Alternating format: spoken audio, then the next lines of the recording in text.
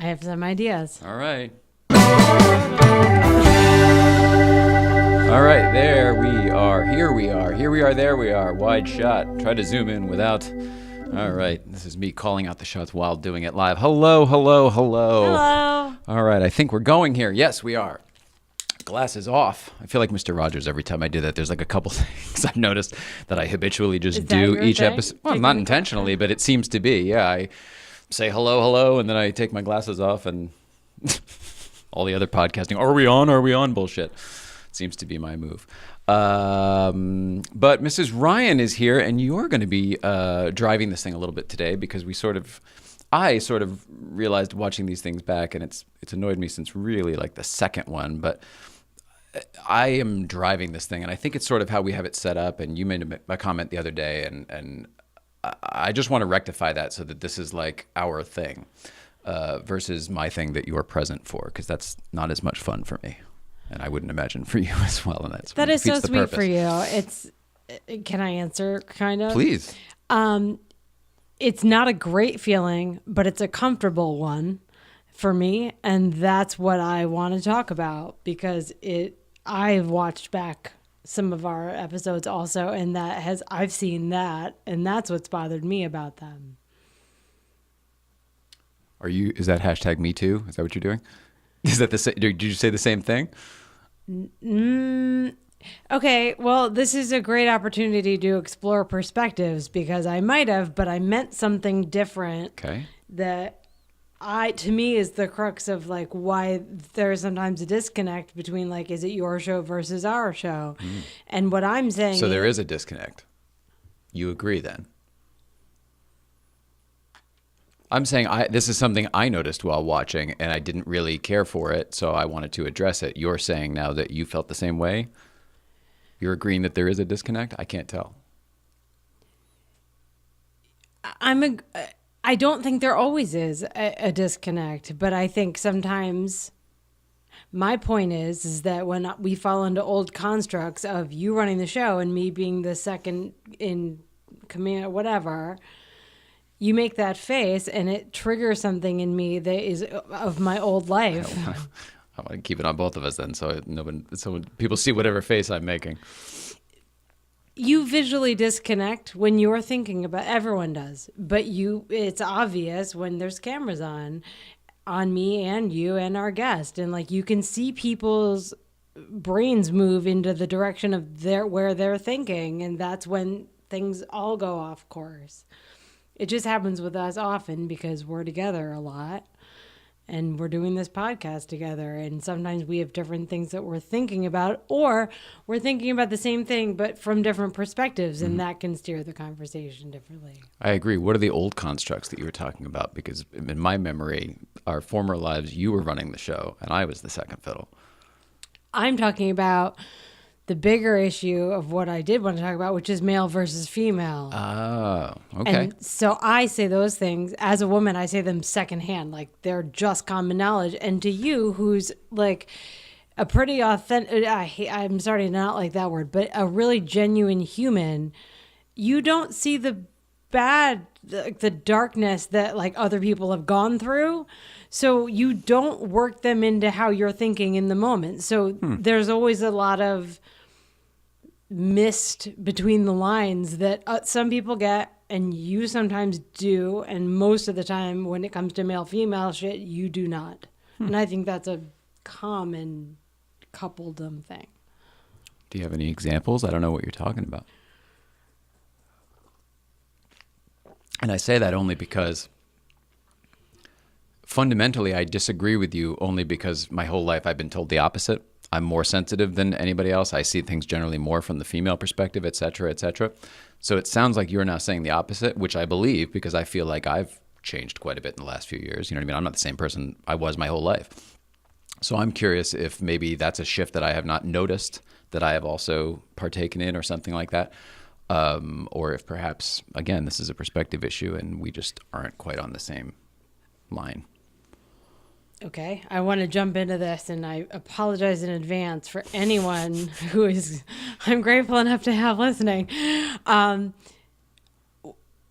long story short, when I got sick and when you got really sick, I started looking into astrology. And when I say that, a lot of people roll their eyes or think I'm being crazy. I did the first time too, right? Of I mean, the first time. Of course. And when you just say like, I like astrology to tell me how to look at life, like that There's something sounds different. nuts. And I don't want to discount what you're saying or the fact, but there's a difference in someone just all of a sudden developing an interest in astrology versus someone who has dedicated their life to it or they've been into it their whole life. You had a friend once who was very into astrology and a lot of other things like that.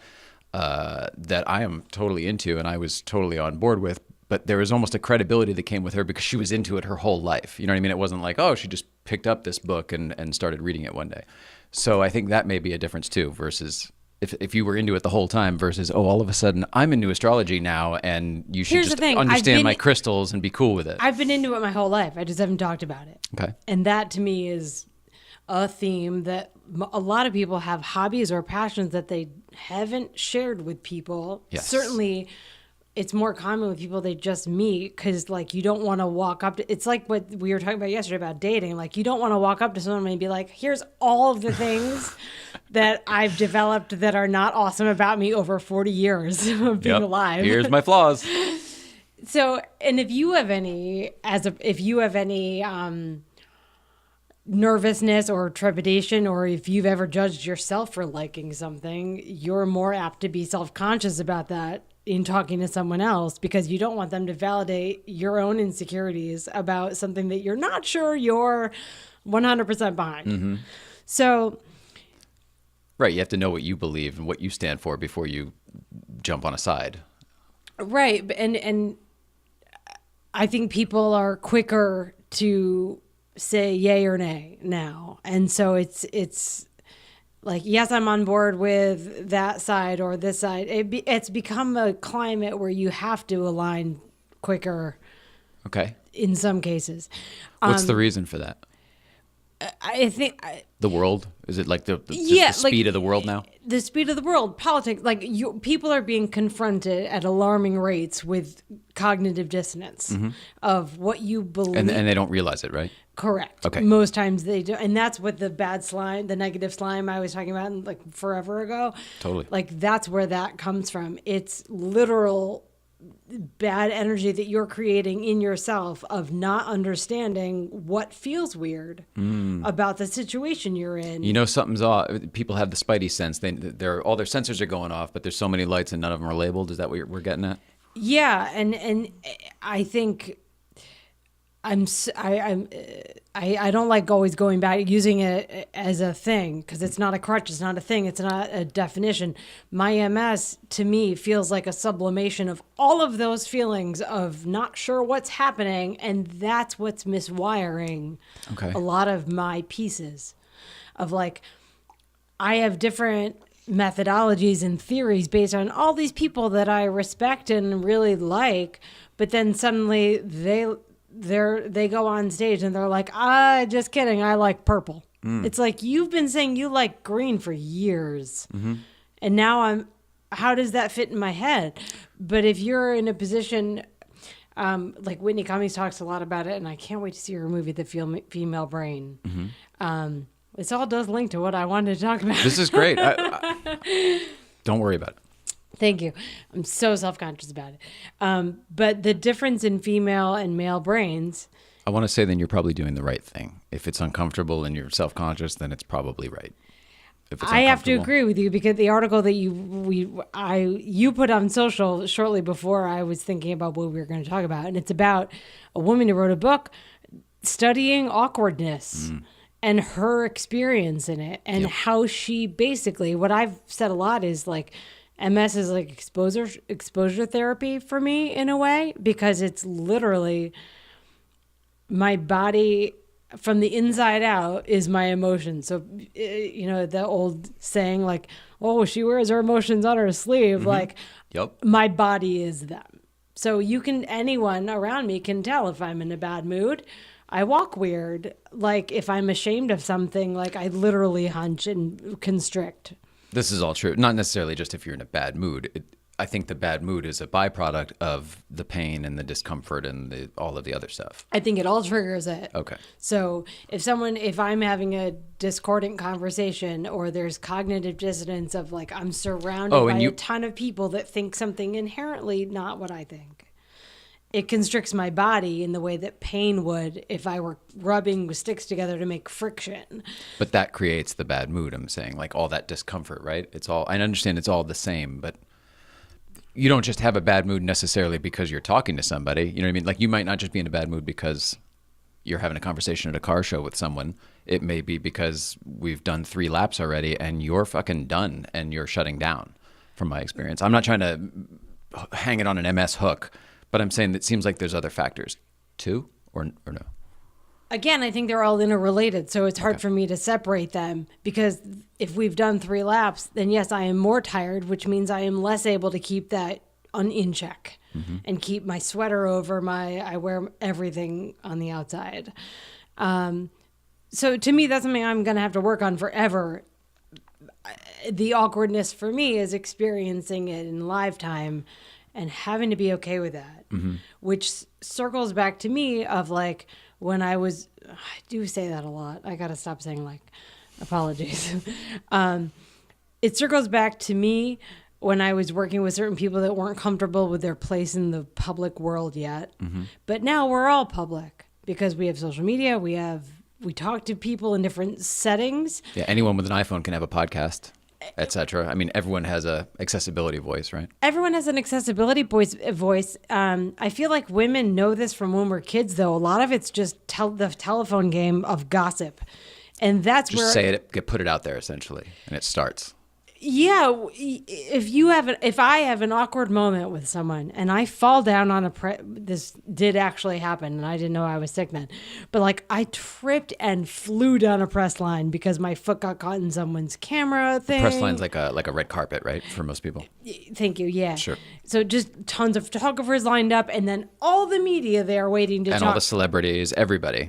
Everyone. Yep. Just kind of like that Anne Hathaway movie, The Cinderella Story. Like you're walking out and everyone's looking at you, and I ate shit in front of everyone.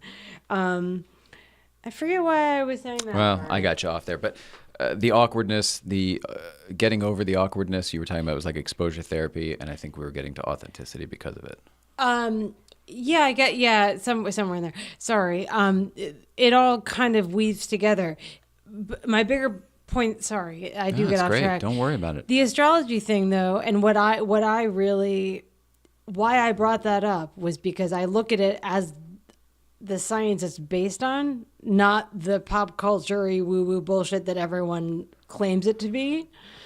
Agreed. So from that, abstracted out, a lot of my studies have led me to a lot of spiritual guides and Buddhist things that was saying that as humans, like we have both a male and female brain. That's what's up here. So when I talk about you and me having disconnects, what it really to me signals is that we're all having our own disconnects of the male-female dichotomy. We were trained, our generation, whatever. If you grew up knowing that boys play with trucks and girls play with dolls, you have an inherent wiring system that may or may not align with how you feel. Yeah, I agree with that. So sometimes I think when we have someone here, especially, it becomes highlighted. What are they, more female or male centric? And that spurns how we are with each other, because sometimes it balances, sometimes it's... That's interesting, but I actually like that theory, only because our most recent guest was Derek Sante yesterday. I'm going to have to throw at least a question at your theory. He has always, including yesterday, struck me as a softer, more sensitive, if we're going to go masculine or feminine, a more feminine human being. In a man's body, you know what I mean? Much like me, I think that's one of the reasons we get along. We're both buzzy with the brain, but also I think we're similar sensibilities. And I don't know necessarily his background. I don't even know if he would agree with that. But how did that play into... Using Derek Sante yesterday as a model, does that prove or disprove your theory? Does that help? Does that? It helps. And I don't think Derek will mind me saying this, but him and my marketing brains, I think, tends to override a lot of the organic male-female nature, because it turns into it's false is not always the right word, but you create a persona to get what you need from people. And so in that sense, I think So gross, no offense. it's totally gross. And I think it's definitely what I dislike about my old job, is that is part of your job, is to build up. You have to be a chameleon, right? Yeah, that was advice given to me in my first week. I mean, it's good advice to anybody who wants to get ahead, but it's, I think maybe once you get a certain age, you just realize what's important, and being true to yourself is far more important than anything else, because once you lock that, the other stuff will just come. Yeah, and I think that's such a big part of like how we're miswired, and like there's a study that I just heard about how I think Dr. Rhonda Patrick, actually, someone brought that up. I love her. I'm so glad, because I went in and this is very quick. I went in the bedroom the other night, and you were watching a Joe Rogan podcast, of course, nothing wrong with that. And I heard it was a woman's voice, and the door was it sort of blocks the TV unless you open it all the way. And I said, "Oh, Dr. Rhonda Patrick?" You know, Whitney Cummings. And she's like, there's nothing wrong with either one. They're both wonderful. But I was like, "Oh, are you learning?" Nah, I'm laughing. No, I learned from Whitney. She was talking about. We learned from everything on Joe Rogan. It was not a judgment at all. It was just kind of a funny thing. That's why it came up. I saw your face, and I saw that too. Of like, oh, you're in comedy land. Yeah. Nothing wrong with it. We need that Nothing too, wrong obviously. with it, but I wanted you to be somewhere else. Yeah, I was like, I thought you were getting smarter by the second. We all are. It sounded awful. I didn't mean it like that, but you I do know what you mean, but why did I say Rhonda? It's me. I'm such a tangent thinker. I'm so sorry. You were talking about Rhonda Patrick, and all I'd gotten to was that I like her, and I forget why. Well, that's my fault. We should call it the Derail podcast. Okay, well, Derail by Jay. Shoot. Authenticity, being something you're not, getting to knowing who you are, and then things actually coming in and the world actually unlocking for you. I don't really know where I was going, there was a lineage, but I'll go back eventually. I'll get there. Don't take credit for that fail. That was all mine. I derailed that. Sorry. All good. Usually it's me. Ironically, though, both Rhonda and Whitney talk about similar things in very different ways. So I was learning about similar. I know you now know I that. sound like I'm shitting. Whitney Cummings is one of the smartest comics out there, but one of my favorite female comics out there. So I love Whitney, and I mean the Roseanne stuff, everything else. I'm not trying to. I get it. It's a different visual than like there's a doctor that you're learning about your MS versus you're learning how to write better. That's all I was saying, and thank you for knowing that is all I was saying. Of course. That's where we understand each other on the female brain level of reading between the lines. Like that's because I know you, because we're married, because you're my guy, you're my person. Those are the things that I don't have to question anymore when I'm in the right headspace. But I get disconnected from that headspace. I think not Ron, but with my lovely friend Eric, like with the marketing of it all, when it really is like manifesting. It's like the astrology. So I'm saying it's all connected to me, and my job, I feel, has been to parcel out like, okay, what's created, what's legitimate, what is scientific, what's not, because everyone now seems to think that you can, I mean, even Derek said it, like if you know enough about your audience, you can market to them. Mm-hmm. So it's scientific. And that's what everyone thinks. Well, because they have numbers for it. It doesn't make it scientific. They have numbers for it. Okay. You know what I mean? I don't think that those numbers are accurate. But this is where you and me sometimes, you go very literal. And I'm saying, yes, it's scientific in that it's a construct that people follow. Doesn't mean it's right. Doesn't mean it's like geology and it's been studied for 30 million years. Then I think scientific is probably the wrong word. Okay. Because science is proven. Science is, theory first, but the goal is to prove. But there are people that think they've proved marketing theories. So to them, it's science. They teach classes on it. There's whole college circuits on it. Yeah, I see your point. Yeah. So I have the zoom out brain. That's why astrology to me, I shouldn't go ahead. You go ahead. no, I'm sorry. I'm curious where you're going to go. You were talking about the social, there are the people that look at their horoscope every day, and then there are people who study the charts and look back. And for me, almost everything I don't understand or I'm not sure if I have an opinion on, the first thing I do is zoom out. And astrology is very easy because it's already zoomed out. You know what I mean? So you zoom out through space and time, and you can then see that there are actually patterns and mathematical patterns, geographical patterns, what do you call the shapes? Geometrical patterns. There are patterns that can be studied and laid out. Now, what they all mean, that's up to interpretation. Although I understand some of what you've said seems to align pretty well. If people are just reading it to find out if they should, buy a puppy today or not, if it's a good day to buy a puppy. And their lucky numbers and everything. I don't know. I don't know about all that. But what you look at too, when it comes to personalities and fucking climate, I mean, there's so many things. Really, almost everything. I sort of find it undeniable once you zoom out far enough, because what else do we have? Human life and all that other stuff, and time as we know it. All those things are so insignificant if you zoom out far enough, because we're just not even dots. Yes, we're all so minuscule in that bigger picture.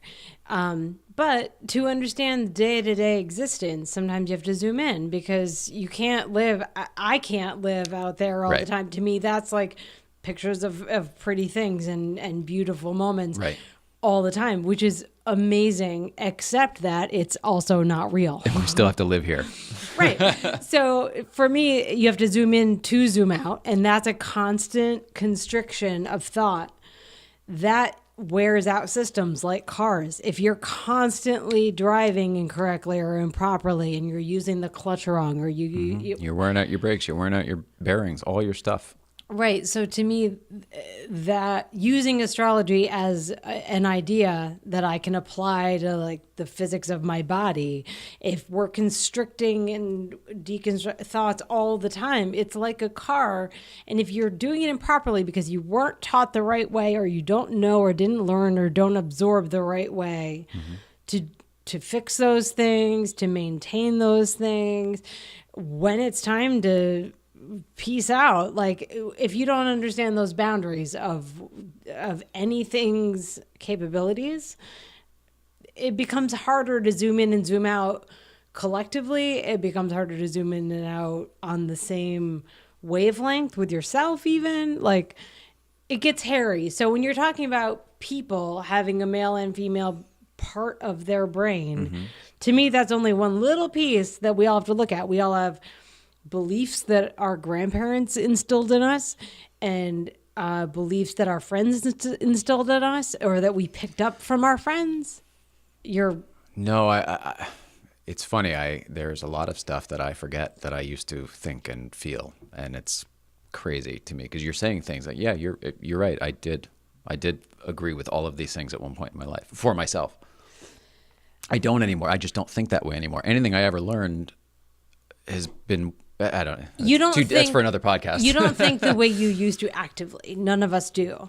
But like negative space, like people see when it's not there, they forget that it exists. But it turns out that it's there all the time, and you're watering it just as much as you're watering anything else. So if you're not conscientious of the negative space and what it's growing into, you could end up with a disaster. I haven't been sleeping super great, so I've been up at like weird times. So there's a lot of my moments in my head that are like, oh, yesterday, and they're really 3 o'clock this morning. Sure.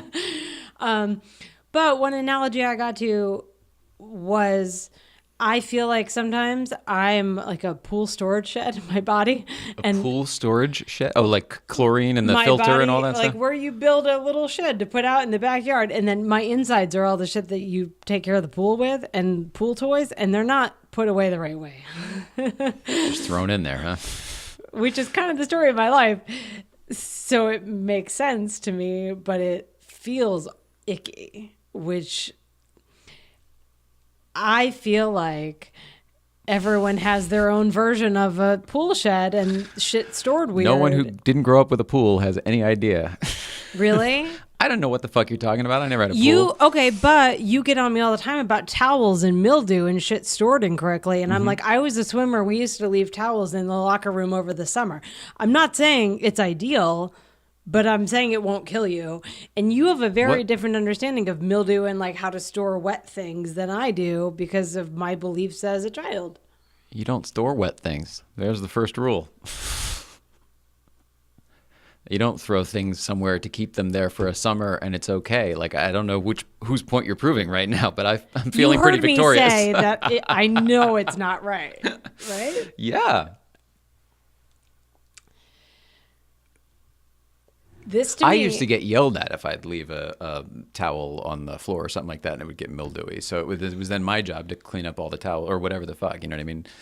So that's the stuff I learned from. I'm not trying to knock your pool shed analogy. I feel like a tool shed might be more. I'm specifically using pool because it involves water and storage of water. So I feel like my body has been put away like a wet towel stored improperly. So you've got all bad bacteria and shit growing in there and all disgusting things that should not be in there over the summer. Yes, and so that it bleeds into my toxicity. Like I sweat at night all the time. Like no one needs to know that, but that's the truth. And it makes you think about weird things like, why am I sweating at night? Like I don't sweat. It's not hot enough to sweat during the day. Yeah. So at 3 a.m. when I have insomnia and I'm up thinking about all this weird stuff like thoughts like that go together. To me, it all is starting to make a lot more sense. But sometimes I talk to you or anyone and the male-female brain kicks in of like, who are you trying to be in the moment? It's tough when you keep saying the male-female brain because, again, in our relationship, I would say for the longest time, you were if you were going to go stereotypical and like a dominant and submissive, you were the male and I was the female, certainly in the way our brains worked and certainly the way we problem solved, dealt with people, etc. So it's very hard for me to reconcile all of these new rules where I'm now this male and you're this female with a brain. Like we don't work that way. No, we don't. And my point is, apparently I'm not good at making points. But what No, maybe I just don't understand. To me, this is the male brain being like, it's not simple. You're being too chaotic with your thoughts. It doesn't all fit into a box. That's a man thing of like, it should all fit. And I'm like, there's a lot of options. Maybe I just don't like your labels. It could be maybe I agree with everything and don't like your labels. That could be it. Because I agree with the stuff you're saying. I just don't like that you're hanging it on male and female because I don't think that's true these days, maybe ever.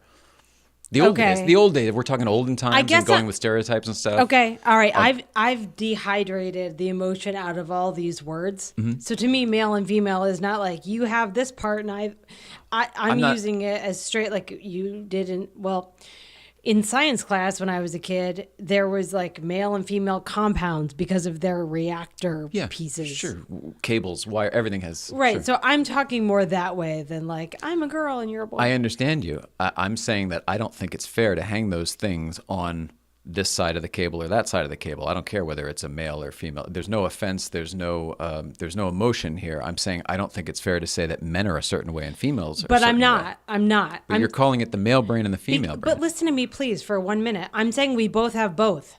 And so whichever one you allow to be dominant in the moment can conflict with your other one. And if you're not conscientious of both of your pieces... Mm-hmm. Then can we find a different word for it? Because if we both have both, then I think the male, female, the whole thing is, and maybe I'm getting stuck on the nuts and bolts, but it's hard for me to understand the logistics of everything unless we have proper names for things. I know what you mean. I understand. I don't have call it one sensitive and one logistical or something like that? Like I feel like would that be fair? Is or it is okay that not? to say emotional and intellectual and divide them that way? Yeah, it's fine with me. Are you saying that the male was the intellectual and the female was the emotional?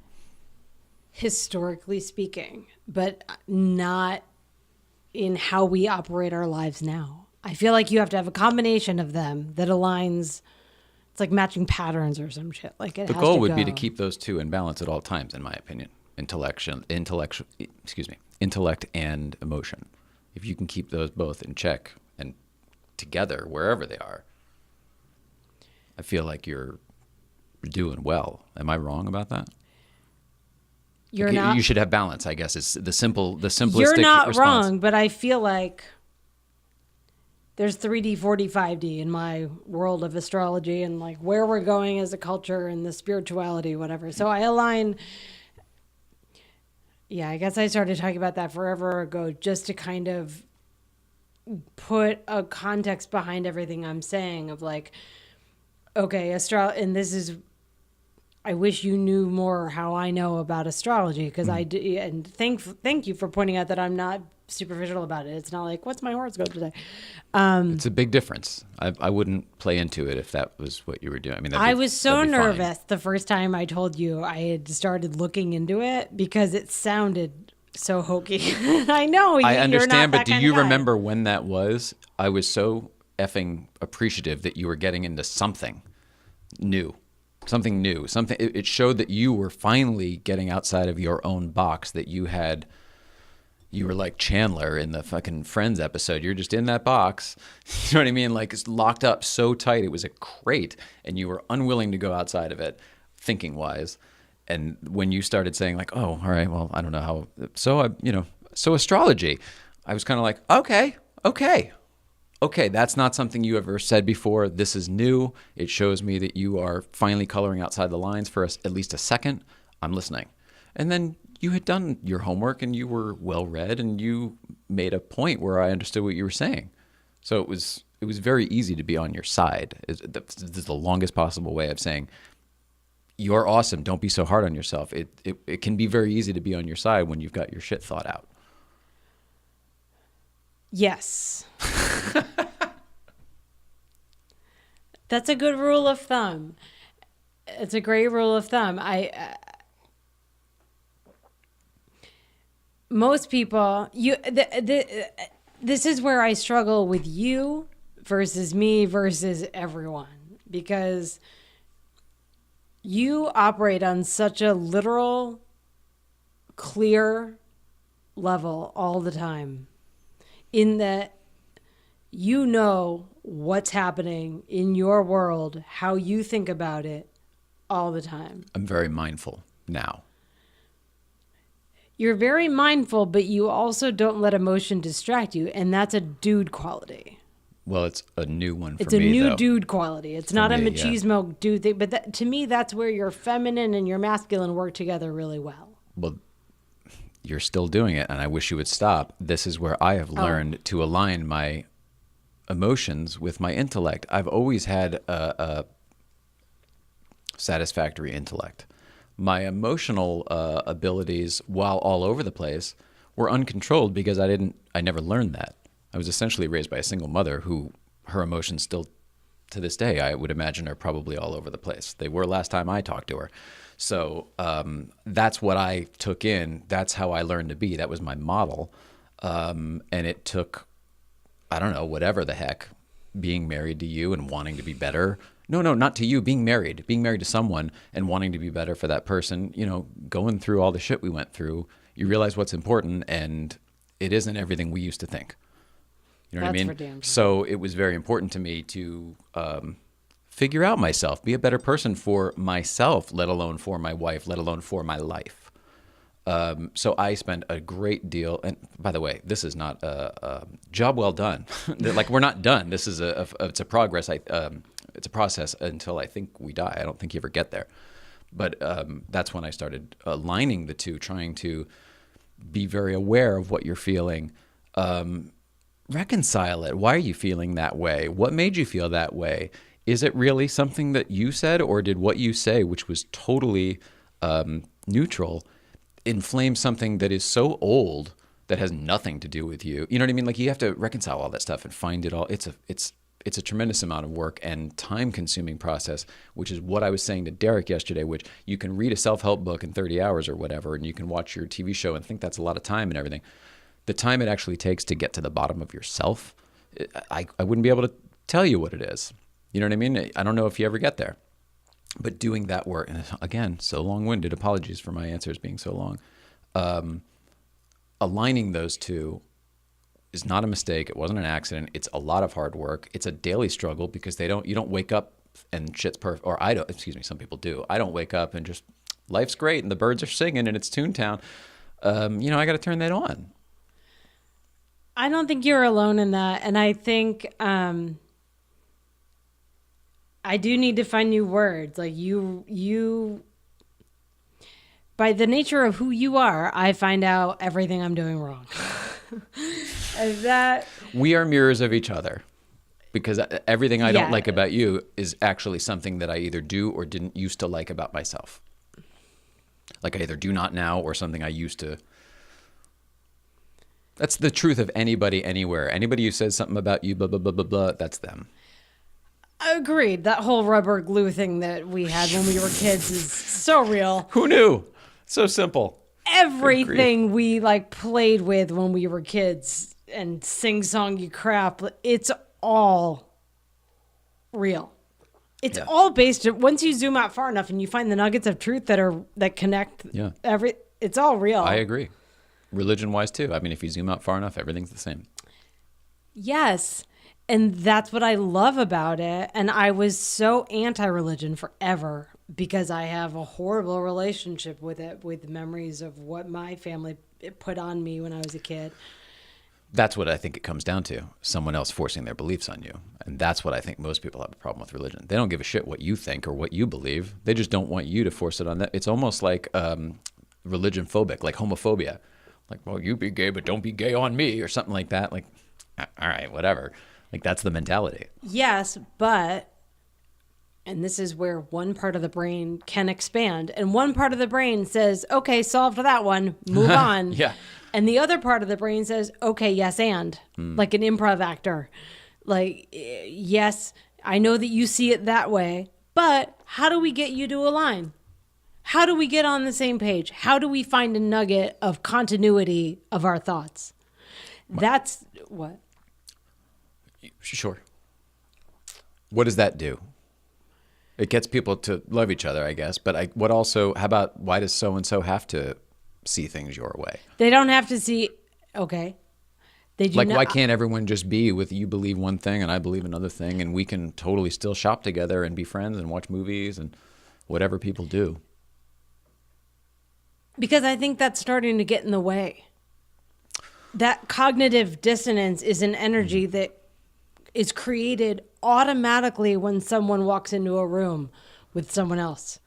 That's something that neurologically we don't think about, but our bodies understand that person next to us thinks way differently. Yeah, but what's the problem with that? That doesn't bother me anymore. It's only a problem if it causes discomfort.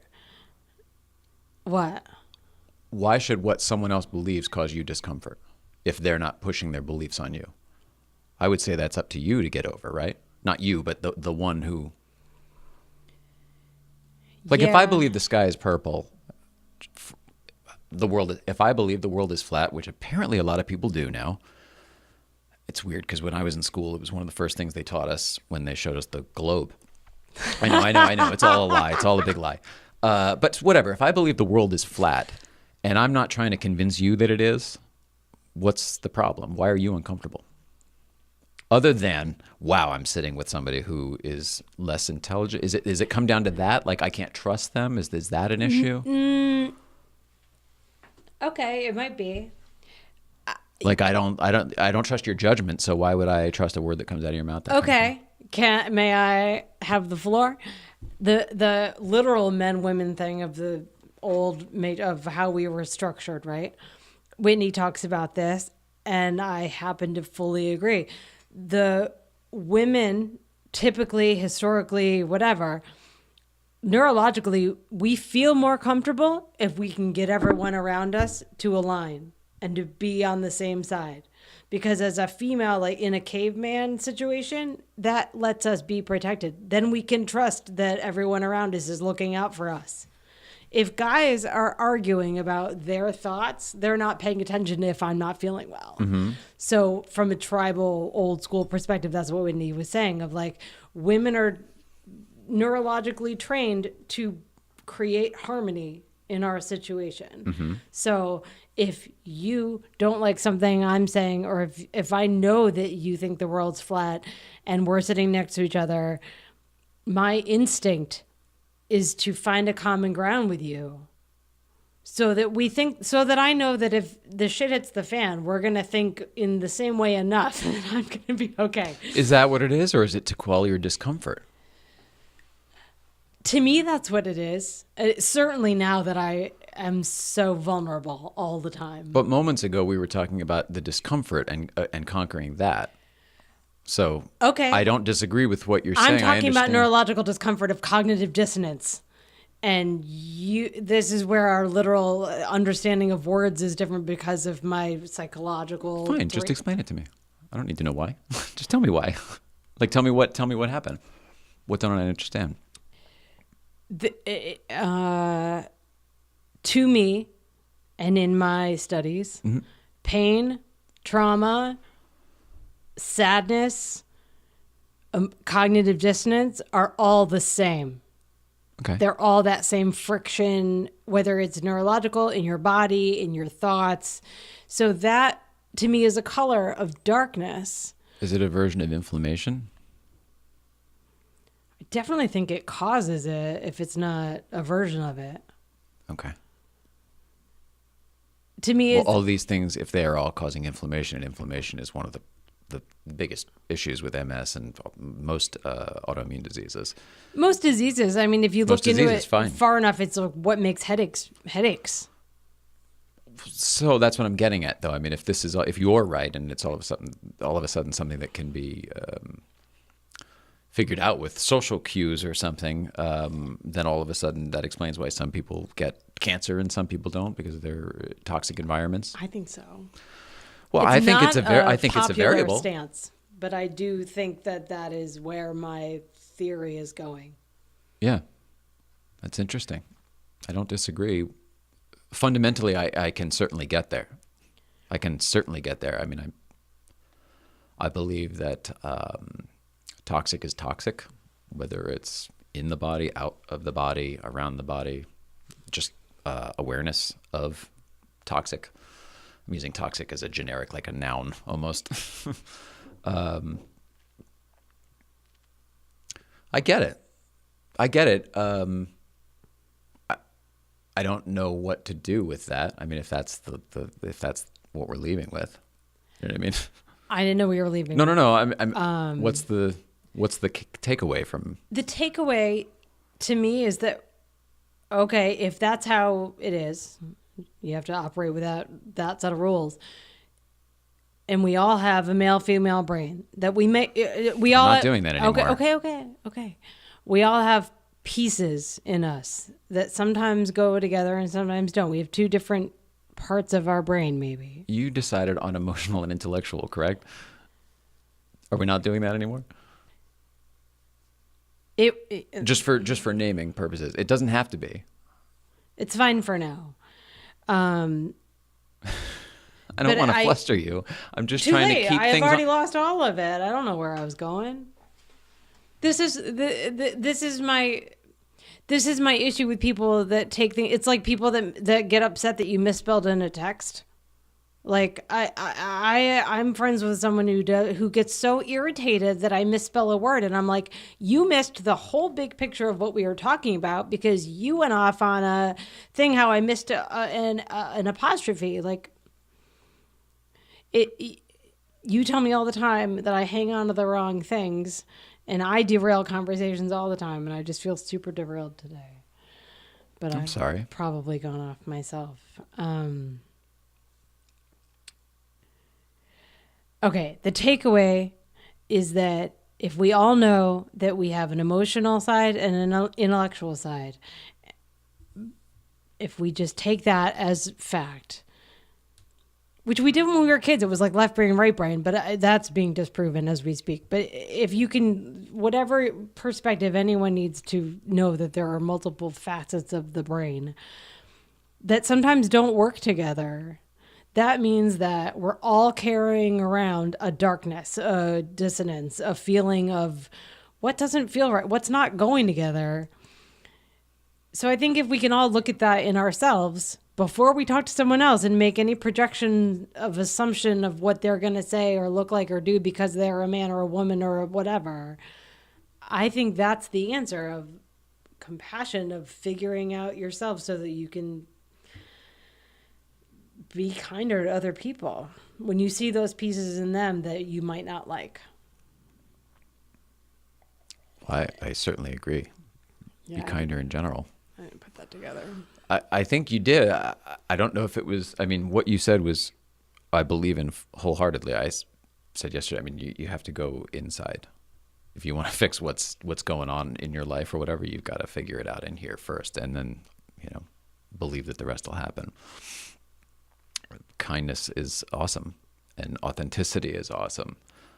This started with awkwardness, and I don't know how we ended up here, but you just seem so deflated that I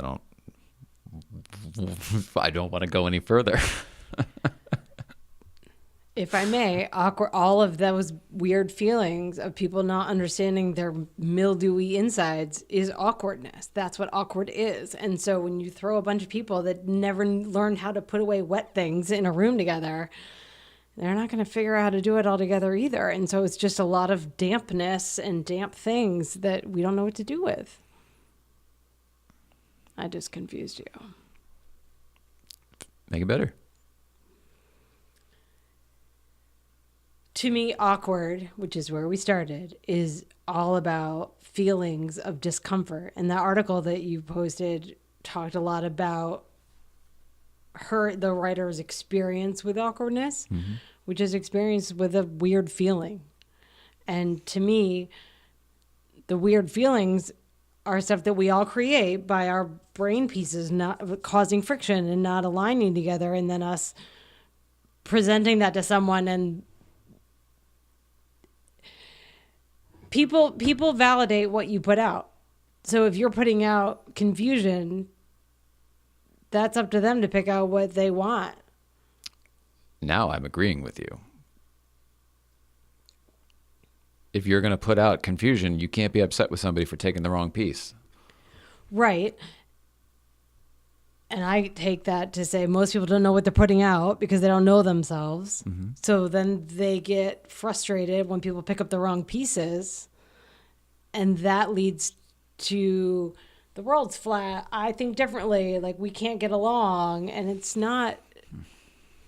You don't think that way? I'm having a hard time following, to be honest with you, for most of this, the last 5 minutes or so. You're a different person than most of the people were around. You don't allow little differences in others to color how you see them. That's right. I don't let any of those things get in the way. But most people do. Most people at least see them. I see them. I choose not to judge someone for them. I don't give a shit what somebody's wearing or what they said that upset somebody else or whatever. I can see somebody and make my own decision on whether or not I think they're a, for lack of a better term, a righteous person. You know what I mean? Like a good person or whatever. And that's what I judge them on. And it's not even a judgment. It's just that's what I decide whether or not I want to be around. And maybe for me, it's more of a feeling than intellectual. I don't know. Maybe it's more intuition. I think it's intuition, but it's also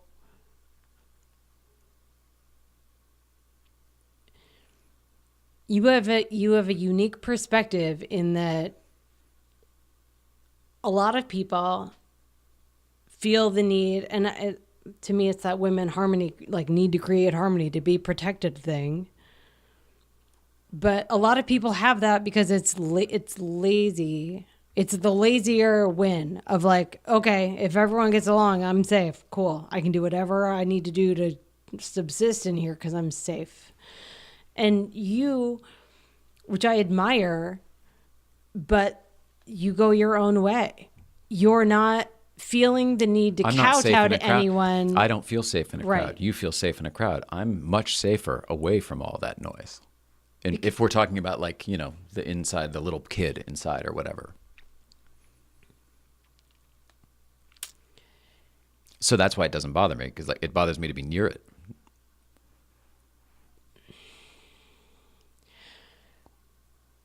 When I was a kid, my dad used to say all the time that he would prefer to leave and go to a cabin by himself. Being a kid, that sounded like for the rest of time. He might have meant it that way. I'm not sure.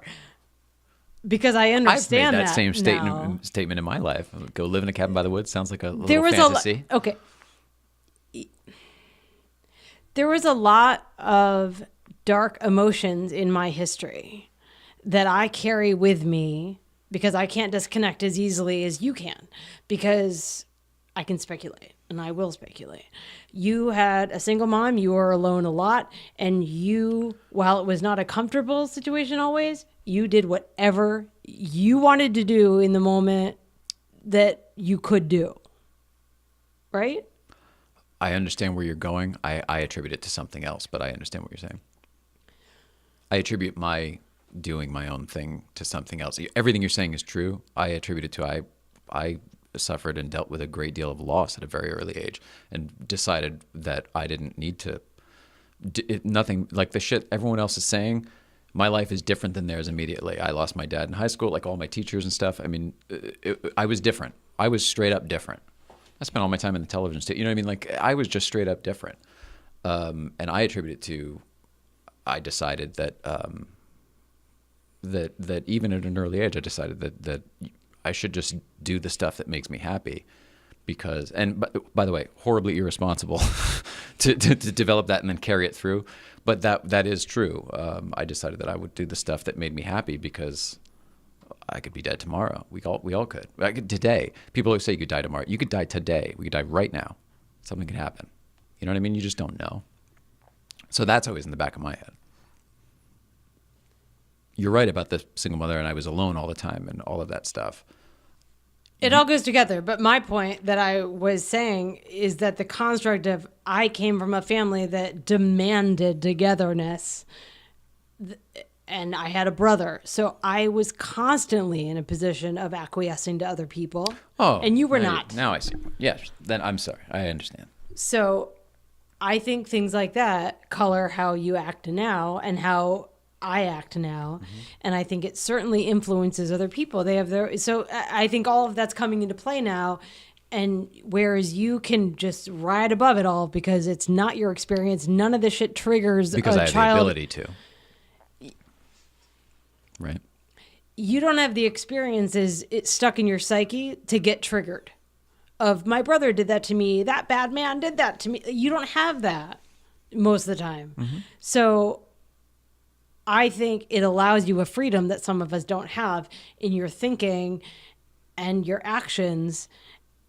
And if you were to go by the thing that Whitney said of the tribalism of women their innate desire is to create harmony and harmonious situations, and males are not wired that way, your inclination is to fucking go off and do your own thing. It's not to make sure everyone's cool, except that you are that way as a person.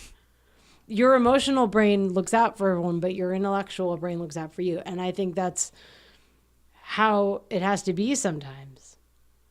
But sometimes it's not comfortable, and that's okay for me. But I got off track again. I don't know. God, it's hard. It's all right. That's conversation. Yeah. I just don't like how I get to a point where I get so wanting to stay on my train of thought and not be interrupted and told that I'm doing or saying something wrong that I lose where I'm going in the first place. You asked me, isn't that it? Isn't that? And I said, no, not for me.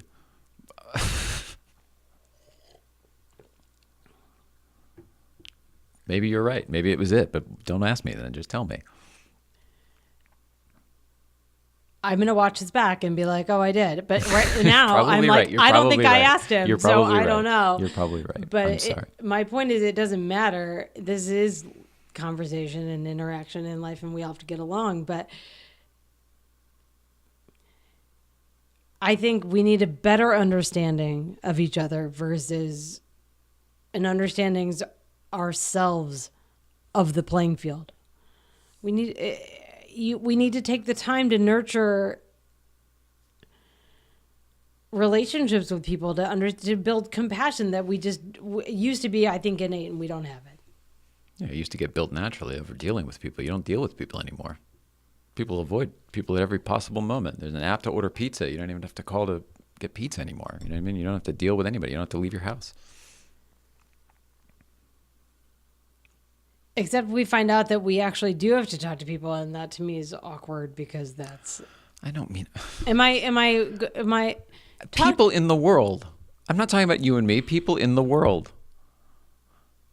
I can't tell if you're trying to frustrate me or if you're trying to gaslight me. I can't tell what's going on. You. No, I'm not. I'm fine. I'm just trying to.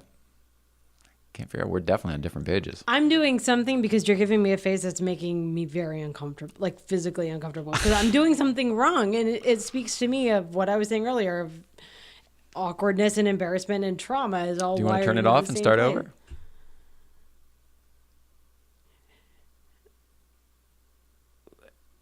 We can. I mean, no. I asked you a question. Do you want to turn it off and start over? I don't. Okay, then say that. To me, it's not an option because life is just everywhere it goes. And you can just say no. Okay, no. But at the same time, I'm like, yeah, that'd be great. Yeah, that'd be better. Like, that's for you to reconcile. I asked you a question. I feel like it's up to you then to decide what you want that answer to be and then give it to the other person. It's one of our biggest problems. I ask you questions all the time and you straight up don't answer them. You can't. It's almost like there's an inability. You turn it back on me. Well, what do you want? And I don't just mean food or what to watch. To me, it speaks exactly to that old brain female tribal bullshit of trying to create harmony. All I want is to know what you're thinking so I can answer harmoniously. That's not what I want out of anyone. It's inauthentic. That's a marketing fucking thing. I want to know where you're at so I can sell you the best. And I don't like it. And I've always told you it comes across as so inauthentic to me. I want to know what you're feeling so that we can enjoy something together, whatever it might be. Or just if I'm taking the time to ask a question, I would like an authentic answer. That's how I feel. I'm not saying that I demand that or that I deserve that every time. I'm saying like that would be the goal. I understand that, but you ask questions sometimes of people and they respond like me because they take your feelings into consideration. And when you respond as you do sometimes, certainly to me, what you're doing is telling me to go fuck myself for caring what you think. And that is so hurtful. And I know that you don't mean to be hurtful, but man, does it suck when all I'm trying to do is say, well, honey, you're more particular about things. You like things more specifically than I do. What would you like? Because I don't know. I've learned to not necessarily care, which is not a good quality, but I've learned to not necessarily care. You're giving me a face. If I ask a question, I'd like an answer, an honest answer. That's what I demand of anyone. And if I don't get it, I'm going to go elsewhere. Honest is only deemed by your expectation of an answer. Excuse me? You want an answer. You want someone to answer in a way that fits how you expect them to answer. That's exactly what I'm saying. That's not true. That's what you're saying, is that people are trying to give me an answer that they expect me to want. And that is not what I want. You're expecting I wouldn't ask a question. I would tell somebody how to be if I wanted them to just be my way. Be like, hey, why don't you go do that? That's what I want.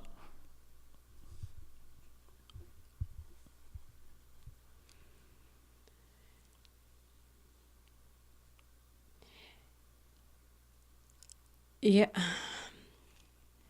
I see so many things that I want to talk about because it's so obvious to me that guys are stereotypical people of one way. People,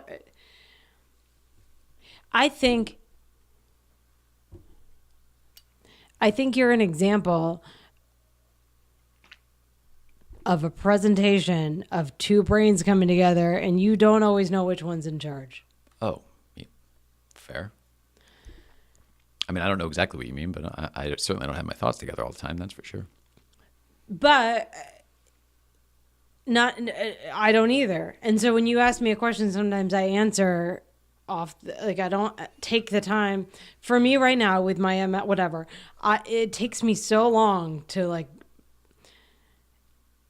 to find a path to an acceptable answer that I stopped caring because it takes too long for me. So it's like, what do you want to eat? Like by the time I get through in my head of like all the options and what's my responsibility, and like, blah, but you blah, understand you're giving a different answer now than you did earlier. I mean, now it's MS. To me, it's all the same, and I am so tired of saying that to everyone. To me, it's all the same. I'm wired in a very messed up way, which can't be a new thing. I think I exacerbated it by my job and all the masks I put on to accommodate all these different kinds of people. Yeah. I think I do that I did that. I was a professional chameleon because I was told, it's just so funny that you use that word, but I was told that in the first week that I had to be a chameleon. And what? No, I would say that's the only word to use. I think it's a pretty common word. So to me, it's all...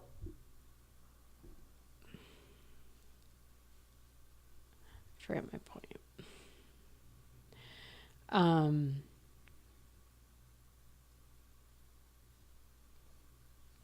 So it'll be easier for you to communicate if I don't make any faces and just whatever is going on in my head is just happening internally, right? Is that better?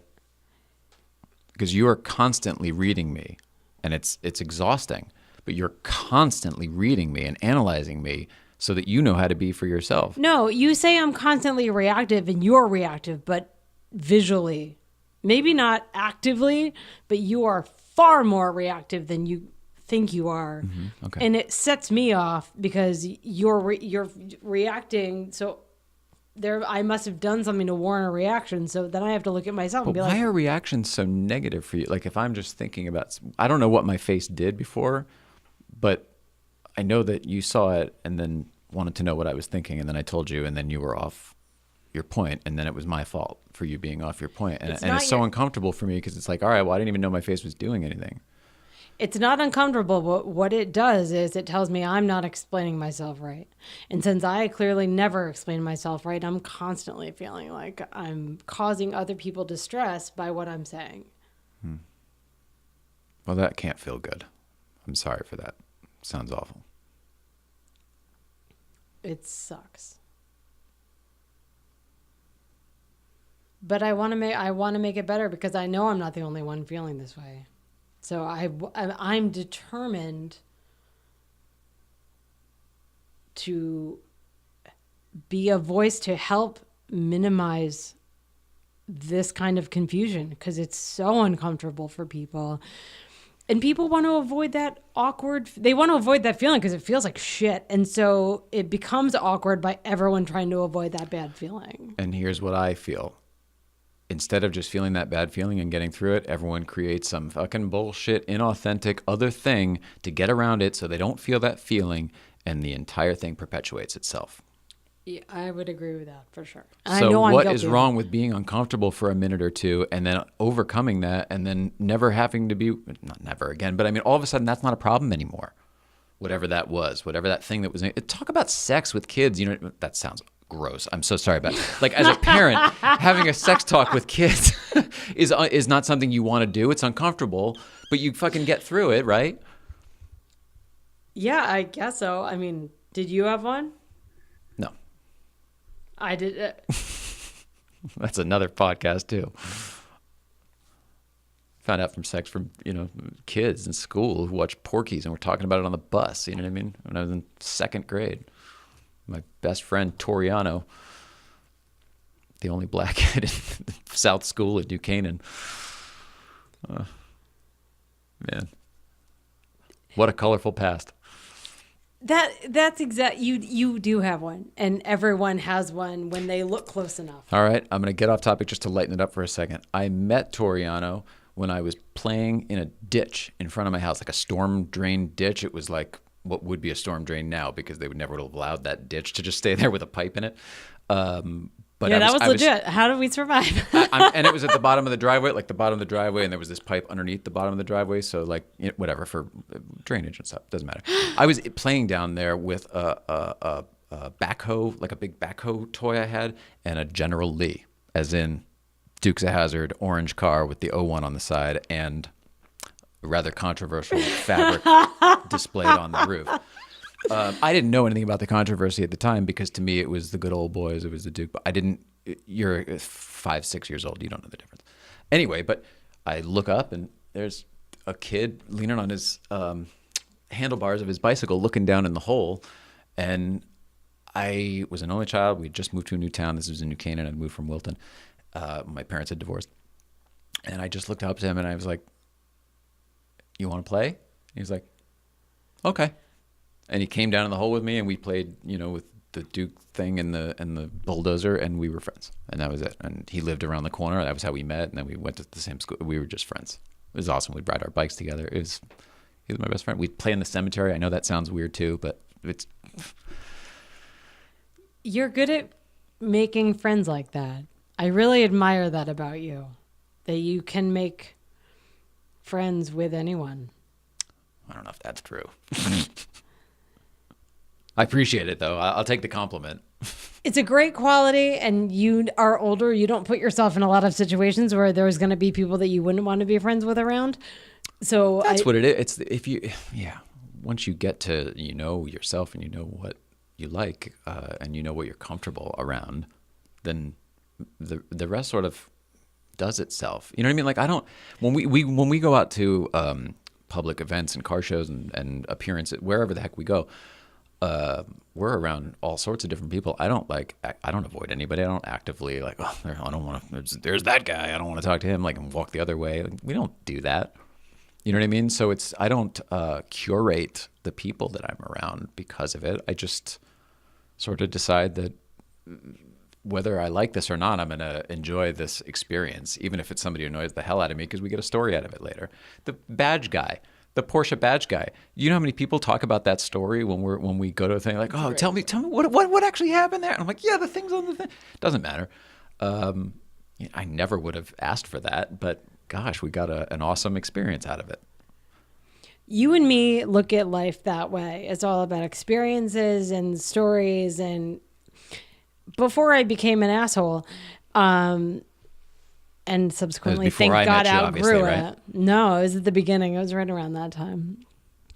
But when long before you, when I was dating, women, everybody, they always want to know. They will ask how to go, blah, blah, blah. And to me, I had a ton of shitty dates, but I always retold those stories, like this bad guy, with a smile, because it was a story. I could always find a way to make it an enjoyable story for someone. So we do look at life that way inherently, you and me, of everything's an experience, everything's a story, everything is good because it serves that purpose. It's to build a good story. But this was talking about the discomfort and surrounding yourself with people that you're comfortable with. And my next statement is most people are not like us. And they are in a lot of discomfort and awkwardness because they don't. I think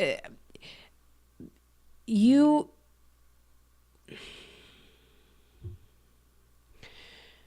live your life in a way that allows you to be around a lot of people that are like you, that have similar interests, that whatever, even on especially on the most superficial level. One of the things that has been hardest for me about you exploring that part of you is that people do not want, I'm not one of those people. And so it's super awkward for me sometimes, while it's super comfortable for you because you have this newfound group of people that think similarly and is aligned similarly. I don't feel like I get that. I don't get the level of respect that I get from you. And it's not comfortable sometimes. And I think that's normal. I think that's people that can't choose their situation or that don't choose their circumstances or whatever feel differently than you do about situations like that. Why am I the barometer? Why are we comparing everything to me?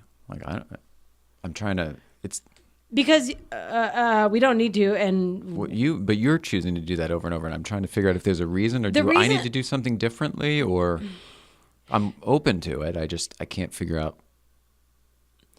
You and me are the only ones on this podcast currently. So I'm talking to you and about us as like to me, this podcast, the steps that we're taking with the projects and the whatever. I don't have a choice anymore to put up any mask. That's gone. And so working out our shit to me is what we're here to do, of like, put a light on it. So I talk about you and our experiences as bigger pieces, not just you and me. And I understand obviously now that it's taken differently. So I don't mean for it to look like that. I just asked a question. I didn't tell you how I was taking it. I didn't say I had a problem with it.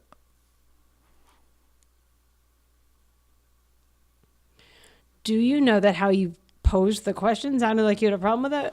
Perhaps, but the explanation becomes very defensive, and I'm trying to just understand sometimes, and you're very defensive as a person. It's not a good quality. It just comes across as, I don't know, like why? Why are you so defensive? No one's attacking you, that kind of thing. Like, and if I sounded that way, I'm sorry. I just was trying to understand, like, people are different than you. You keep telling me that, like, I don't know that, and I don't understand what point you're trying to make is all. I guess the point I try to make, and you've even said it before, is that people assume that how they view the world is how everyone else does, and they act that way. Yes, I agree. And so for some reason, I feel like you intellectually know that, but emotionally it goes out the window because it's not, it doesn't always feel like you carry yourself in the way that you understand that those emotions go on to other people. And I don't get that disconnect. I feel like all right. I'm sorry that you feel that way. I'm sorry that I make you feel that way or whatever. I think it comes down to a matter of zooming out. And once you get to a point where you realize that shit does not matter, it doesn't matter. And you sort of, I think, almost like, why don't you, I can't say this without sounding like a dick, so I'm just going to say it, but it almost comes down to like, well, that's up to them to figure out that doesn't matter. Like, I can't tell you how to feel. If you're taking my emotions from something I said, not intending any emotion out of it, and I don't mean, I shouldn't say you because you're my wife, I do care about you, but Joe Schmo, somebody who I'm not married to, and I don't have a long time affiliation with. I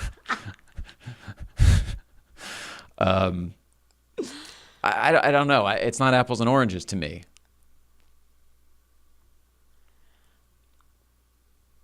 Or maybe it's apples and oranges to me. It's not apples to apples to me. I can't paint it with the same brush. I can't reconcile that. And maybe I'm confused now. But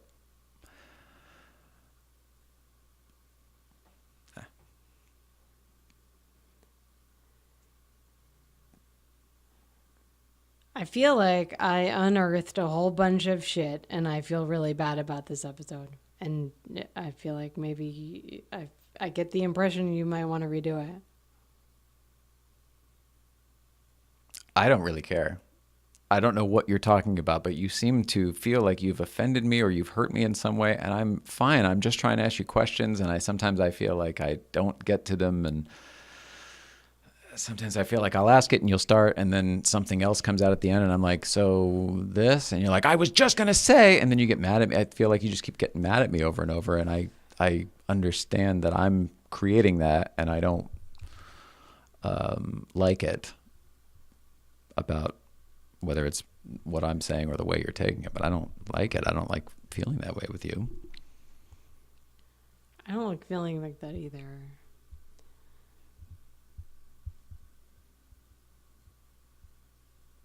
Can we redo it? No.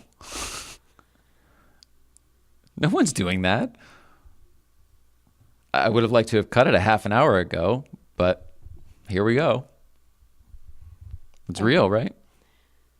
It is real, but then I'm going to keep going because I'm uncomfortable and I'm not going to leave on an uncomfortable. Yeah, obviously. Go for it.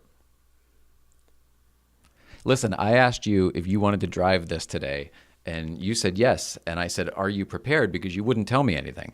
And you said, yeah, I'm good. Just go. So I gave it to you. You keep bouncing it back on me. I feel like I've been insulted left and right. And I'm okay with that because I know that you're not insulting me. But I feel like you've sent quite a few across the bow.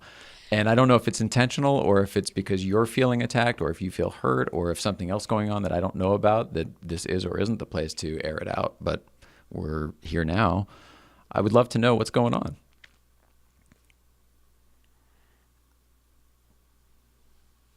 I feel a weird vibe from you today, and I don't know why. I did have a shit ton of notes here because I was prepared to run it, and you thought that was distracting, so they're not here. So I feel a little That's not how misled. that happened at all. It doesn't necessarily matter how.